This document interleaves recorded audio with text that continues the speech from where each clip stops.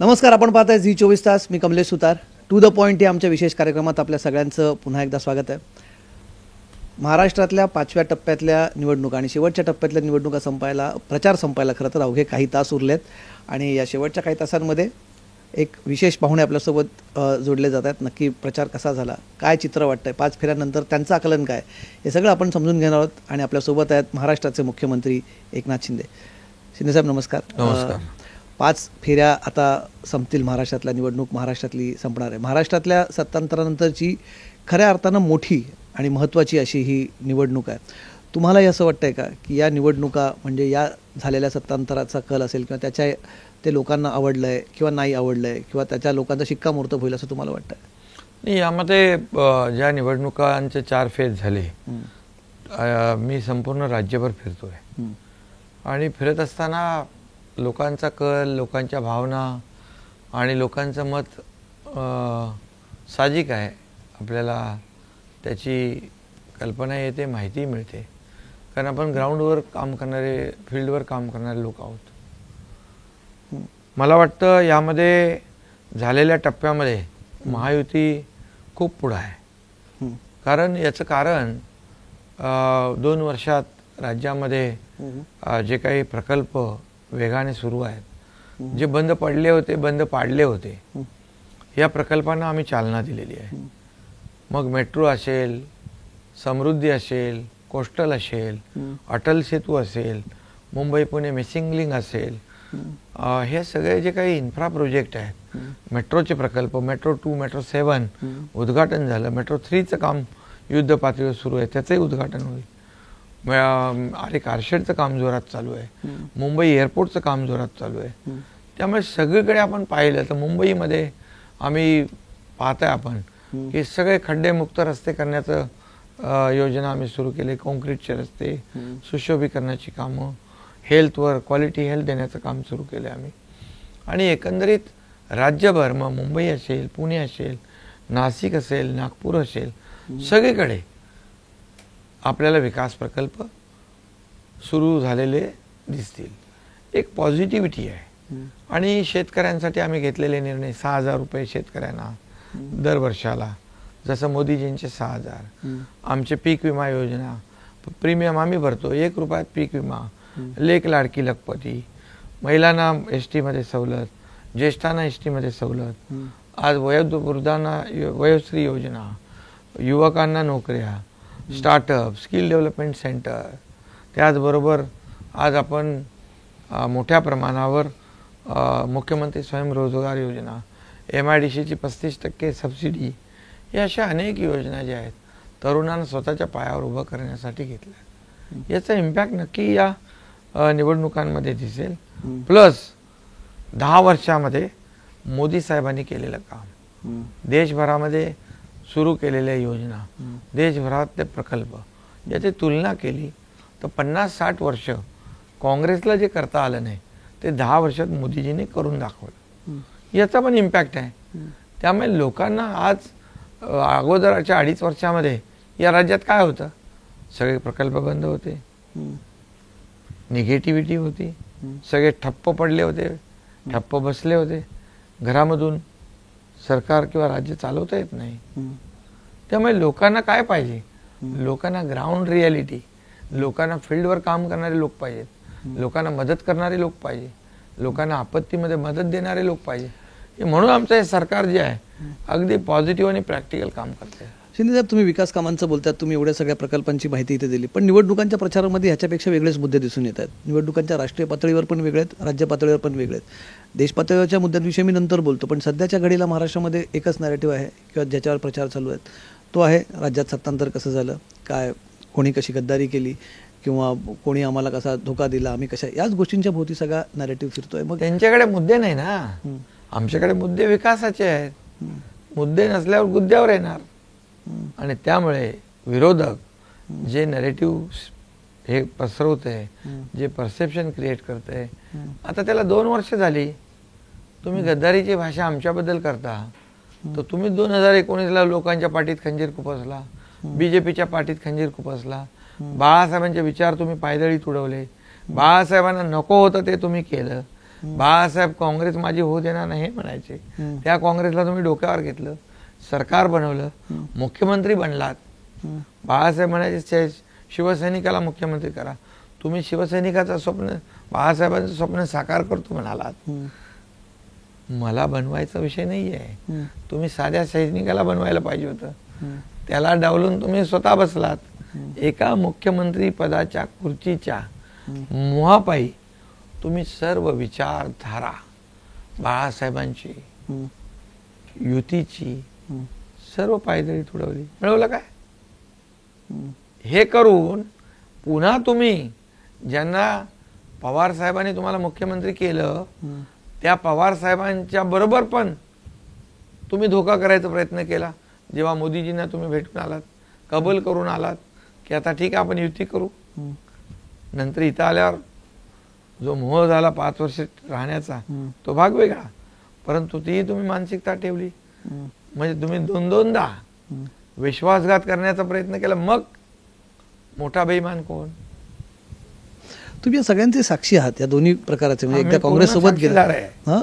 तर तुम्ही याच्यात या मधल्या काळात तुमचं कधी त्याच्यात बोलणं झालं? तुम्ही सांगण्याचा प्रयत्न केला की करायला नको, युती करा.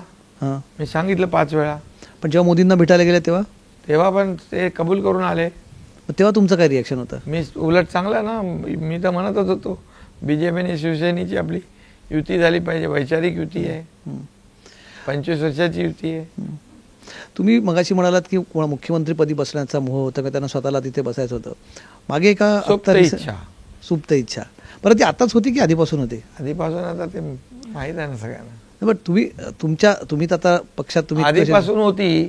बाळासाहेबांनी ठरवलं होतं कुठलंही सत्तेचं पद घ्यायचं नाही, आणि आता बाळासाहेब असते तरी सुद्धा त्यांना हे पद घेऊन दिलं नसतं. पण मग तुम्ही आता त्यांच्यासोबत खूप जवळ होतात. तुम्ही एकेकाळी तुम्ही त्यांचे जवळचे म्हणून ओळखले जातात. तुम्हाला जाणवत होतं त्यांची अशी इच्छा आहे, मुख्यमंत्रीपदाची सुप्त इच्छा तुम्ही ज्याला म्हणतात, ती त्यांच्यात होती किंवा त्या दृष्टीने पावलं उचलली जातात? ते सांगत नव्हते, दाखवत नव्हते, पण पोटात होतं, पोटावर येत नव्हतं. कसं तुम्हाला जास्त कुठला प्रसंग त्यातला तुम्हाला किती कशामुळे जाणवलं तुम्हाला की त्यांच्या मनात होतं? मनात तर होतच ना, म्हणून तर ते झाले. म्हणून तर पण आधीपासून होतं. म्हणून तर पवार साहेबांकडे 2 माणसं पाठवली आणि स्वतःचं नाव सजेस्ट करून घेतलं त्यांनी. स्वतःचं नाव सुचवायला कोणी सांगितलं? शिंदे साहेब, मला आठवत आहे त्यावेळेस जेव्हा चर्चा सुरू होती, तुमच्या नावाची चर्चा सुरू होती, तुमची विधिमंडळ नेतेपदी निवड झाली. आत्ताच्या एका मुलाखतीमध्ये देवेंद्र फडणवीस म्हणाले की तुम्हाला निरोप पण देण्यात आला होता की तुम्ही मुख्यमंत्री होता, तुमच्या घराची इथे सिक्युरिटी तपासणी झाली वगैरे. काय झालं होतं तेव्हा नक्की? झाला तो इतिहास जेव्हा विसरून गेलो ते. पण मला तुम्हाला प्रत्यक्ष सांगितलं त्यांनी? त्यांच्यासारखा मोह नव्हताच, बिलकुल नव्हता. पण त्यांनी जे केलं ते खुर्चीसाठी बाळासाहेबांच्या विचारांची कॉम्प्रोमाइज केलं. बाळासाहेब असते ते झालं नसतं. बाळासाहेब कधी तत्वाशी तडजोड करत नव्हते. तुम्ही आता तुमच्यावरती असा समोर आरोप केला जातो की तुम्ही पण तत्वांची तडजोड केली. आता पक्ष तुम्ही भाजपच्या दावणीला बांधलाय. कोण म्हणाल? उद्धव ठाकरे म्हणताय, काँग्रेस म्हणते. नाही, काँग्रेसच्या दावणीला बांधलेली शिवसेना, बांधलेला धनुष्यबाण, शिवसेनेचं होणारं खच्चीकरण, शिवसैनिकांचं होणारं खच्चीकरण, शिवसेना वाचवण्याचं काम आम्ही केलंय. पण तुमच्यावरती कंट्रोल दिल्लीचा असं वारंवार कोण म्हणाल? उद्धव ठाकरे म्हणतात किंवा काँग्रेस म्हणतात. काम धंदा आहे का रोज आरोप करायचे? त्यांना काय बोलायला काय जात आहे? आरोप करायचं हे त्यांचं काम. रोज उठता बसता झोपता एकच, एकनाथ शिंदे आणि त्याच्यावर आरोप. दुसरं काय काम केले त्यांनी? काम करतायत. 2 वेळा मंत्रालयात गेले. पवार साहेबांनी त्यांच्या स्वतः पुस्तकात लिहिले. आणि हे राज्य चालवू शकत नाहीत. आता त्यांनी आरोपाशिवाय त्यांच्याकडे दुसरं काय आहे?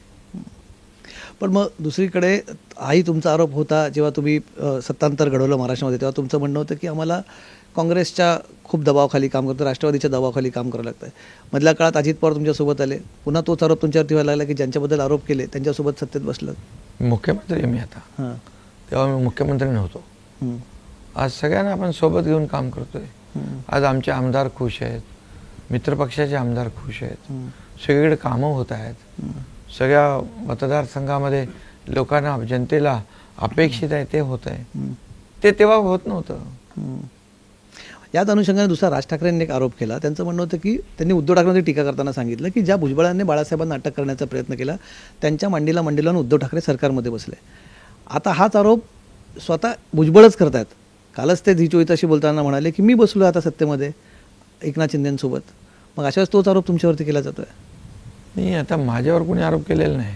नाही, भुजबळ म्हणतात की मी बसलो ना, तुमचं ज्या बाळासाहेबांना अटक करण्याचा प्रयत्न भुजबळांनी केला तेच आज तुमच्यासोबत बाळासाहेबांना अटक सत्तेत आहेत. केल्याचा करण्याचा प्रयत्न झाला, त्याच्यावर बाळासाहेबांनी भुजबळ मातोश्रीत गेले, त्याने सगळं तो झाला इतिहास ना. पण मग राज ठाकरे बाळासाहेबांनी त्यांना माफ केलं. मग मग बाळासाहेब मोठे मनाचे. मग राज ठाकरेंचा आरोप चुकीचा असं वाटतं? नाही, मी कुठं कोणाला चुकीचा आरोप म्हणतो. बाळासाहेबांना जे काय त्यावेळेच्या घटना घडल्या त्या राज ठाकरेंनी हे केलं, आणि माझ्यापेक्षा ते उद्धव ठाकरेंनी जास्ती ओळखतात जवळून. मुंबईतल्या निवडणुकात मुंबईकडे वळतो, कारण हा टप्पा जो आहे तो महत्त्वाचा आहे. त्याच्यामध्ये मुंबई, ठाणे, नवी मुंबई हा परिसर आहे. हा सगळा MMR रिजन म्हणून ज्याला ओळखतो, ज्याच्यात तुम्ही मग अशी कामांचा उल्लेख केला अनेक की ही कामं तिथे सगळ्यात जास्त झालीत. पण दुसरीकडे हा सगळा भाग, हा सगळा जो पूर्ण भूभाग आहे हा शिवसेनेचा बालेकिल्ला म्हणून ओळखला जातो. शिवसेनेची ओळख या सगळ्या भागांमध्ये आहे. शिवसेनेचं अस्तित्व इथे खरी शिवसेना कोण? कारण आता खूप असली नकलीचा मुद्दा चालू आहे. स्वतः पंतप्रधान म्हणतात असली शिवसेना, नकली शिवसेना. या भागामध्ये ज्याचं वर्चस्व असेल. नाही, त्यांचं म्हणणं काय आहे, बाळासाहेबांचे विचार जे घेऊन चाललेत ते खरे आहेत. धनुष्यबाण ज्यांच्याकडे आहे ते खरे आहेत. आणि बाळासाहेब ज्याला विरोध करत होते काँग्रेसला, त्यांच्या सोबतच जर ज्यांनी सरकार बनवलं ते खरे कसे असू शकतात? आज आपण पाहतोय की त्यांच्या प्रचार रॅलीमध्ये बॉम्बस्फोट मधले आरोपी इक्बाल मुसा, याकूब मेमनची माणसं पाकिस्तानचा झेंडा फडकवत आहेत. हे सगळं दिसतंय. हे चित्र किती दुर्दैवी आहे. मग ते खरे बाळासाहेबांचे कसे होऊ शकतात विचारधारेवाले? काँग्रेसचे लोक, हेमंत करकरे हे शहीद झाले, कसाबची गोळी त्यांना लागली की नाही हा प्रश्न उपस्थित करतायत. जे करकरे, कामटे, साळसकर, ओंबळे, तुकाराम ओंबळेने तर कसाबच्या अख्ख्या गोळ्या पोटात घेतल्या, पण कसाबला सोडला नाही. मग त्यांच्या शहीद झालेल्यावर अशा प्रकारचं प्रश्नचिन्ह निर्माण करणं हा शहीदांचा अपमान नाही?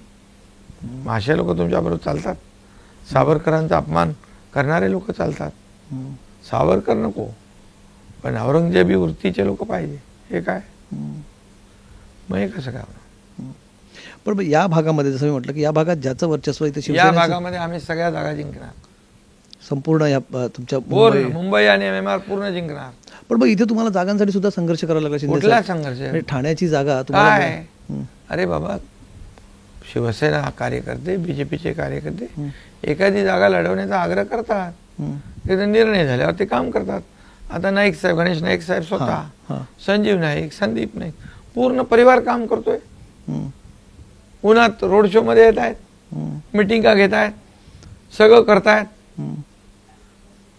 त्याला पण मनाचा मोठेपणा लागतो ना. नरेश म्हस्केला ते पूर्ण मदत करतायत. नरेश म्हस्के माझा जुना कार्यकर्ता आहे अशी भावना त्यांनी व्यक्त केली. जोपर्यंत उमेदवारी जाहीर होत नाही तोपर्यंत. आज नरेश म्हस्के हा कार्यकर्ता म्हणून आम्ही दिला, एक जिल्ह्याचा संघटक. आज आमच्या शिवसेनेचे सर्व पदाधिकारी, कार्यकर्ते स्वतः उमेदवार समजून काम करते.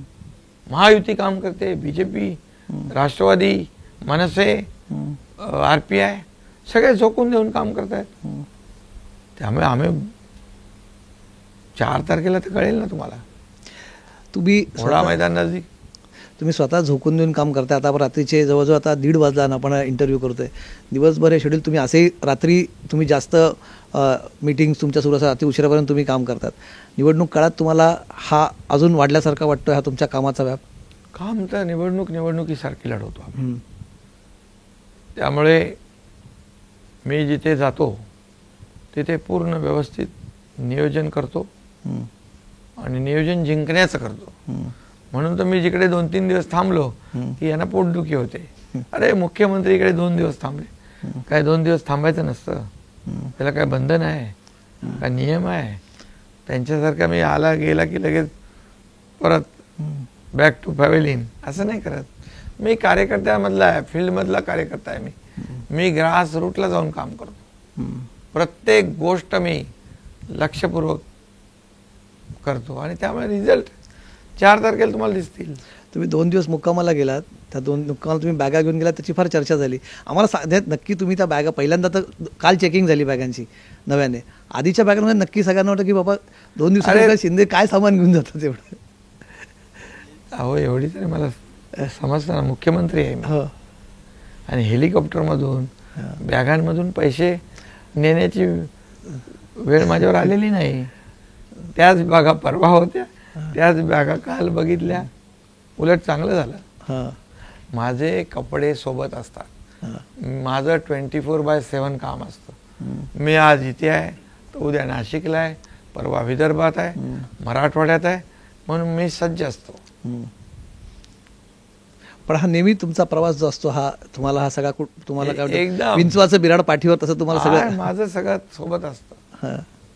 तुम्ही ज्या ज्या ठिकाणी मुक्काम केला, विशेष करून बघितलं तुम्ही कोल्हापूरमध्ये बरोबर तुम्ही मुक्कामी होतात, नाशिकला होतात, या सगळ्या जागा तुम्ही लढवतात शिवसेनेचं. स्वतः तुम्ही व्यक्तिगत तिकडे लक्ष देऊन का तुम्हाला तिथे जागामध्ये तुम्हाला तिथे काय एक्स्ट्रा एफर्ट्स टाकायचे वाटतात की थोडं सीट डेंजर मध्ये वाटतं? मी प्रत्येक जागेवर तेवढीच मेहनत करतो. अच्छा.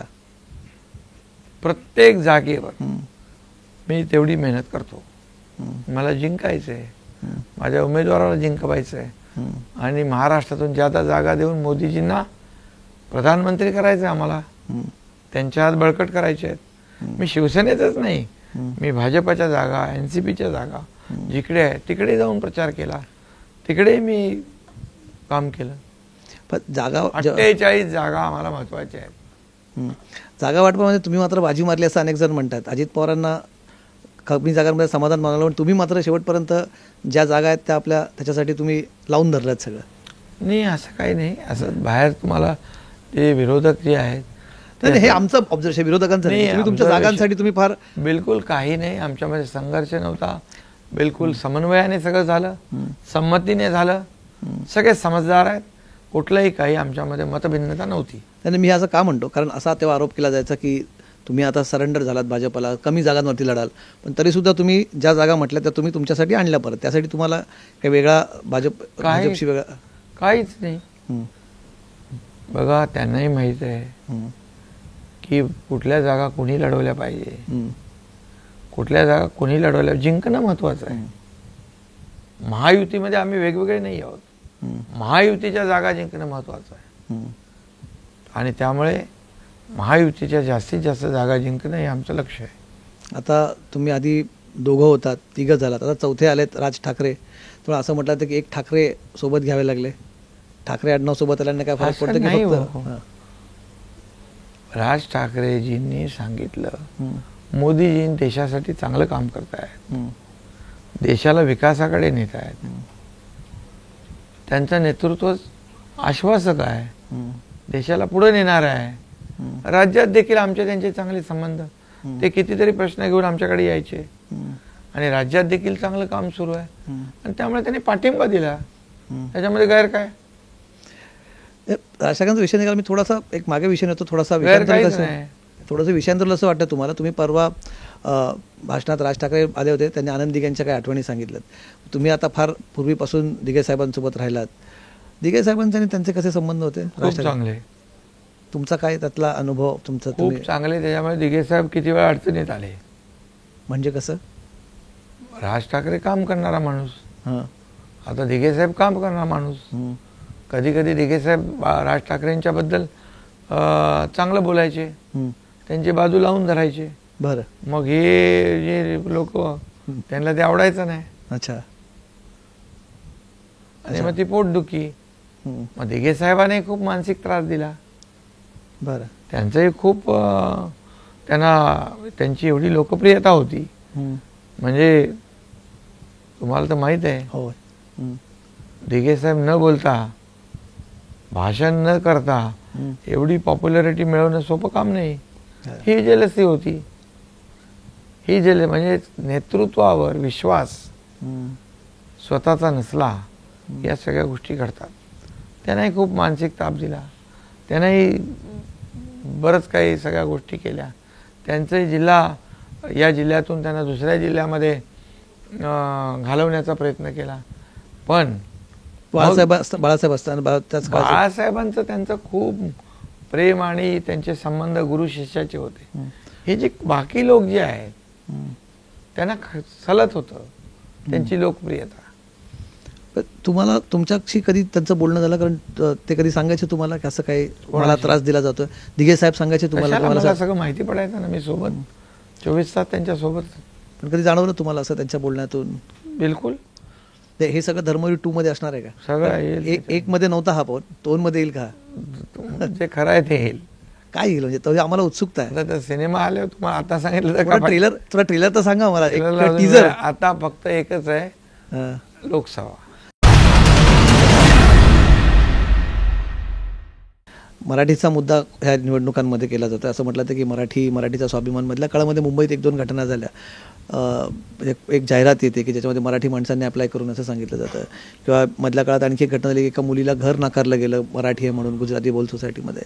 या सगळ्या घटना आणि शिवसेनेची ओळख मुळात ही मराठी माणसासाठी भांडणारी आहे. असं कोणाला करता येणार नाही. आणि मराठीचा सन्मान मान बिलकुल महाराष्ट्रात राखला गेलाच पाहिजे. त्यासाठी कुठेही कॉम्प्रोमाइज तडजोड होणार नाही. पण असं तेव्हा म्हटलं गेलं की शिवसेनेने त्याच्यात तुम्ही आता शिवसेना अधिकृत नाव चिन्ह तुमच्याकडे, अधिकृत शिवसेना तुम्ही आहात. अशा शिवसेनेने तो मराठी माणसासाठी आक्रमकपणा दाखवणं गरजेचं होतं. झालं ना त्यावेळेस जे दाखवायचं, कारवाई करायची ती.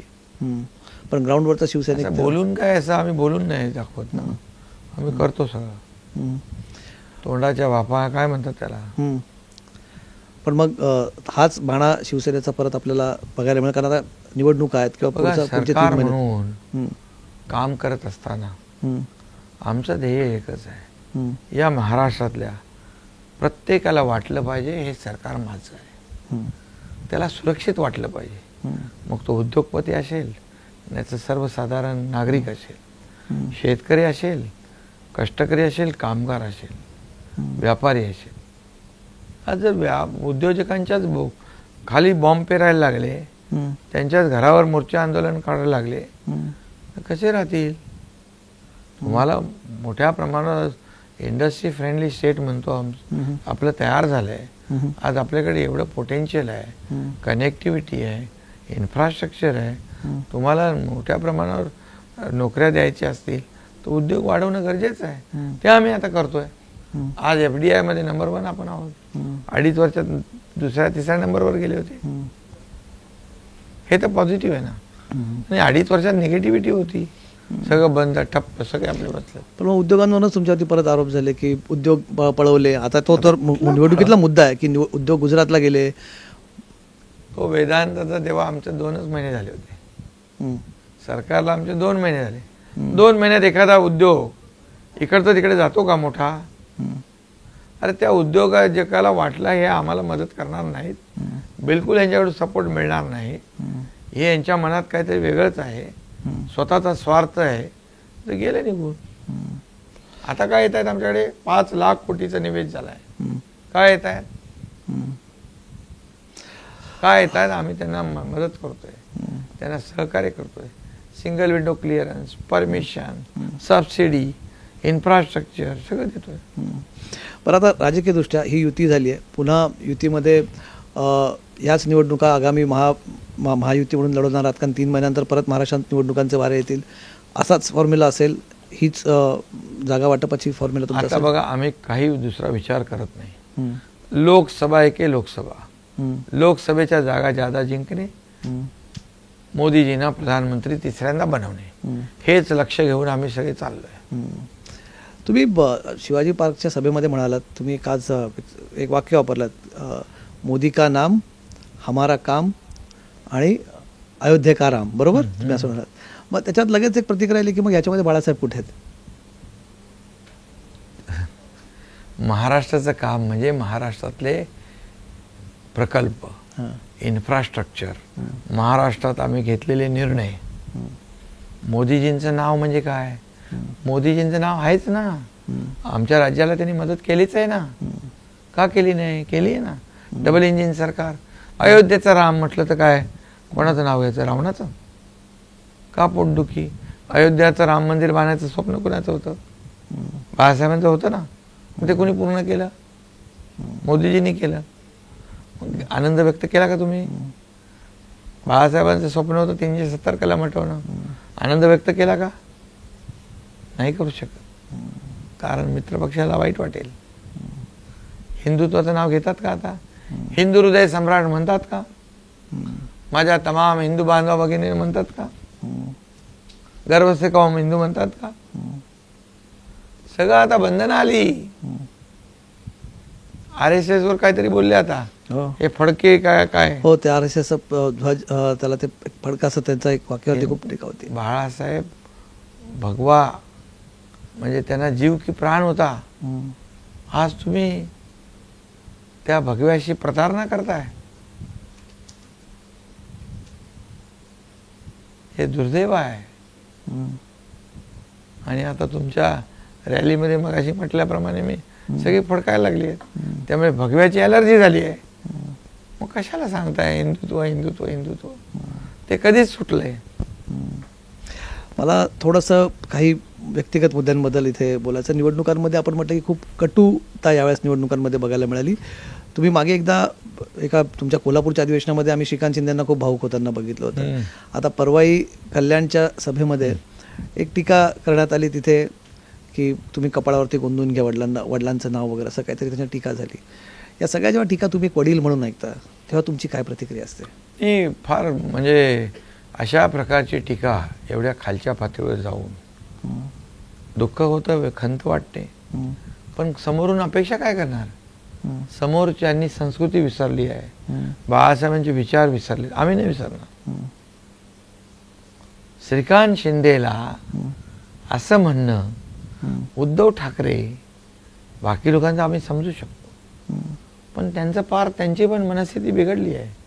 त्यांचं पण संतुलन गेलंय. हे मी त्यांना सांगू शकतो ना. तुम्ही तर दोनदा केलंय ते. लोकांबरोबर विश्वासघात, बेईमानी, जनतेबरोबर पण, युतीबरोबर पण, बाळासाहेबांबरोबर पण. आम्ही बोलू शकतो की नाही? आम्ही तर त्याच्यापेक्षा जास्ती बोलू शकतो. मोठा विश्वासघात कुणी केला, महाबेईमानी कुणी केली, मग तो शब्द आम्ही वापरू? त्यांनी वापरलेला तो त्यांनाच लागू होतो. खुर्चीसाठी फक्त. या सगळ्यांमध्ये मधल्या काळात मोदींचं एक स्टेटमेंट येतं की मी त्यांना कधी पण मदत करायला तयार आहे किंवा मग त्यांनी आमच्या सोबत यावं. या सगळ्यांना तुम्ही कसं रिॲक्ट केलं तेव्हा? तुम्हाला याचं आश्चर्य वाटलं या वक्तव्यांचं? बिलकुल नाही. मोदीजी मोठ्या मनाचा माणूस आहे. वैयक्तिक अडचणीमध्ये ते जेव्हा आजारी होते तेव्हाही ते विचारपूस करत होते. वैयक्तिक अडचणीमध्ये हे तर वैयक्तिक लेवलला जे आरोप करतायत आज आणि मोदीजी जे मोठं मन दाखवत आहेत त्या वृत्तीचे हे नाही आहेत. हे कद्रू वृत्तीचे आहेत. एक कोत्या मनाची, आपण काय म्हणतो त्याला, कोत्या मनोवृत्तीचे, कोत्या मनोवृत्तीचा माणूस. आणि